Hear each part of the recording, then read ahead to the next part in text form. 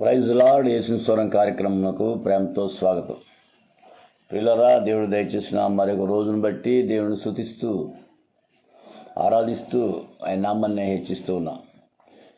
ఈ దిన వాక్యము, నీ మీద కోప్పడి వారందరూ విస్మయం పొందెదరు, నీతో వాదించువారు మాయమైపోదురు.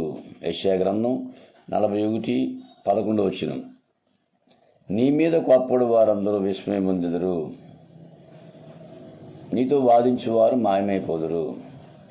జాగ్రత్తగా ప్రియారు, ఉదయకాలం దేవుని వాక్యం మనం చూస్తే, నీ మీద కోప్పడేవారు దినాల్లో మనం ప్రేమించేవారి కన్నా, మనల్ని ఆదరించేవారి కన్నా, మనతో సంతోషంగా ఉండేవారి కన్నా కోప్పడేవారు ఎక్కువ ఉన్నారు. నిందలేసేవాళ్ళు ఎక్కువగా ఉన్నారు. బాధ పెట్టేవారు ఎక్కువగా ఉన్నారు. ఇబ్బంది పెట్టేవారు ఎక్కువగా ఉన్నారు. 190 మంది పైన మనల్ని ఎప్పుడు కూడా మన మీద కోప్పడడం, నిందలేయడం, మన గురించి చెడుగా మాట్లాడడం, మనల్ని రకరకాల హింసించడం, వీళ్ళు ఎక్కువగా ఉన్నారు. వాక్యం సెలవిస్తుంది 41:11. నీ మీద కోప్పడు వారందరూ విస్మయం పొందెదరు, ఆశ్చర్యపోతారు. ఈ ఉదయకాలం యేసు స్వరం ద్వారా ప్రియ దేవుని బిడ్డ, ఎంతమంది నీ మీద కోప్పడుతున్నారు? ఎంతమందిని తేలిగ్గా అంచనేస్తున్నారు? ఎంతమందిని చులకనగా చూస్తున్నారు? ఎంతమంది నిన్ను ఇబ్బంది పాలు చేస్తున్నారు? తొందరపడొద్దు, కంగారు పడొద్దు. వాక్యం చెప్తుంది, నీ మీద కోప్పడు వారందరూ విస్మయం పొందెదరు, నీతో వాదించేవారు మాయమైపోతారు. మౌనంగా ఉండంతే. కోపం కోపం కోపం. ఈ దినాల్లో మంచి చేసినా కోపం, తేడాగున్న కోపం, అన్ని రకాలుగా కోపం అనేది ఇతరుల మీద ఈజీగా చూపిస్తున్నారు. ప్రేమించడం తక్కువ, ఆదరించడం తక్కువ, ఓదార్చడం తక్కువ, సహాయం చేయడం తక్కువ, కానీ కోప్పడడం ఎక్కువ, నిందలేయడం ఎక్కువ అండి, ఇతరులకు చెడుగా చెప్పడం ఎక్కువైపోయినాయి. నీ మీద కోప్పడు వారందరూ. యేసేపు దేవుడు దర్శనం చెప్పాడు, అయా నేను దర్శనం పొందాను, మీరు నాకు సాగిలు పడతారు అని ఉపమాన రీతిగా చెప్తే వాడు చాలా కోపం వచ్చేసింది. మామూలు కోపం రాలేదు. సొంత తమ్ముడే. చాలా కోపము. ఎంత కోపం వచ్చిందంటే చంపేద్దామన్నంత కోపం వచ్చేసింది. అసలు ఏం తప్పు చేయలేదు, యేసేపు ఏం చెప్పలేదు. దేవుడు ఇచ్చిన దర్శనం చెప్పాడు వాళ్ళకి. కోపడడానికి కారణమే లేదు అక్కడ. దేవుడు ఇచ్చిన దర్శనం గురించి చెప్తే వాడు చాలా కోపం వచ్చేసింది. కొట్టేశారు, లాగేశారు, అంగి చింపేశారు, గోతులు తోసేశారు, అమ్మేశారు. ఏంటండి ఇది? ఏం చేసాడండి అంత కోపం? అవును, కొన్నిసార్లు మన యథార్థంగా ఉన్నా, నమ్మకంగా ఉన్నా, దేవునిలో భక్తిగా ఉన్నా మన మీద కోప్పడేవారు ఎక్కువగా ఉంటారు. కాబట్టి ఉదయకాలం ప్రియ దేవుని బిడ్డ, ఎంతమంది నిందిస్తున్నారు? ఎంతమంది మీద కోప్పడుతున్నారు? మోషే మీద కోప్పడ్డారు. యేసేపు మీద కోప్పడిన వారందరూ తిరిగి అడుక్కుంటానికి ఎవరి దగ్గరికి వెళ్ళారు? యేసేపు దగ్గరికి వెళ్ళారు. విస్మయం పొందారు, ఆశ్చర్యపోయారు. ఏంటి, మేము అమ్మేసిన మా తమ్ముడు రాజు అయిపోయాడు, మేము అమ్మేసిన మా బ్రదరు మేము అడుక్కోవాల్సి వచ్చింది. విస్మయం పొందెదరు. నీ మీద కోప్పడేవారు ఆశ్చర్యపడే రోజు ఒకరోజు వస్తుంది.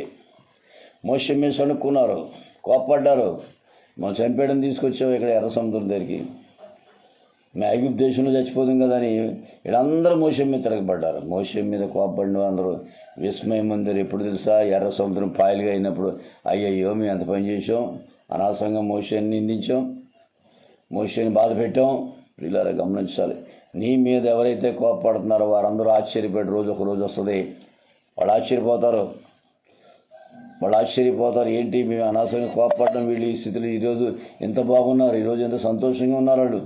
మేము అనవసరంగా వాళ్ళని కోప్పడ్డాం, అనవసరంగా వాళ్ళని పోగొట్టుకున్నాం, అనవసరంగా వాళ్ళకి దూరం అయిపోయాం, వాళ్ళు ఏంటి ఎంత బాగున్నారనే రోజు ఒక రోజు వస్తుంది. నీ మీద కోప్పడు వారందరూ విస్మయం పొందెదరు, ఆశ్చర్యపోయే రోజు వస్తుంది. గమనించాలి పిల్లలు. నీతో వాదించేవారు కనబడక మాయమైపోతారంట. గమనించడు. వాదించేవాళ్ళు దినాల్లో వాదనలు ఎక్కువ, డిబేట్లు పెట్టుకుంటున్నారు చాలామంది పని పడలేక.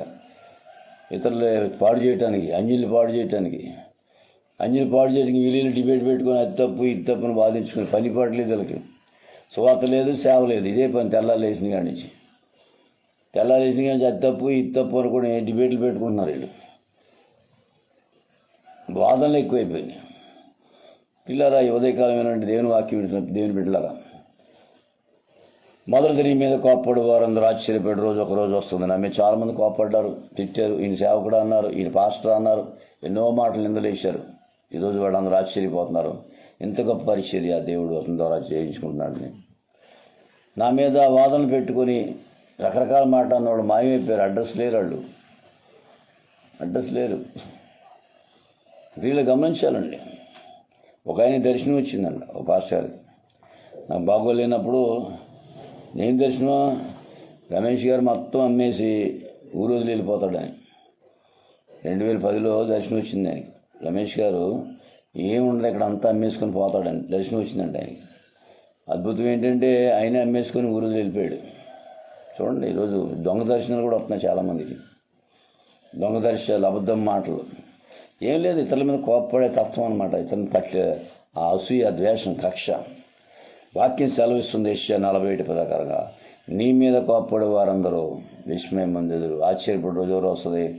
నీతో వాదించేవారు మాయమైపోతారు. ఎవరైతే నీతో వాదించారో, ఎవరైతే నీ మీద గొడవకు వచ్చారో, ఎవరైతే నిన్ను హింసించారో, ఎవరైతే నిన్ను బాధ పెట్టారో వాళ్ళు మాయమైపోయే రోజు ఒకరోజు వస్తుంది. కంగారు పడదు, తొందరపడదు. కాబట్టి ఉదయకాలం ఈ మాటలు వింటే దేని బిడ్డ విశ్వాసం ధైర్యంగా వెళ్ళు.